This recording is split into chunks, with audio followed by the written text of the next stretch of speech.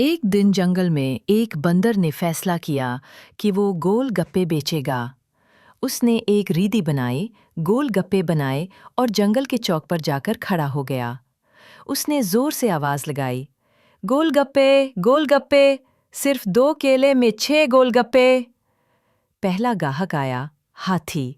उसने कहा, मेरे लिए 12 गोल गप्पे बना दो। बंदर ने कहा, पहले 2 केले दो। हाथी ने बड़ी शान से केले दिए और मज़े से गोलगप्पे खाने लगा। फिर लोमड़ी आई। उसने चालाकी से बंदर को बहकाया, मैं जंगल की रानी हूँ, मेरे लिए मुफ्त गोलगप्पे। बंदर ने घबराकर उसे भी दे दिए। फिर आया तोता। उसने बंदर से कहा, मैं गाना सुनाऊंगा, बदले में गोलगप्पे। बंदर ने कहा, चलो गाओ।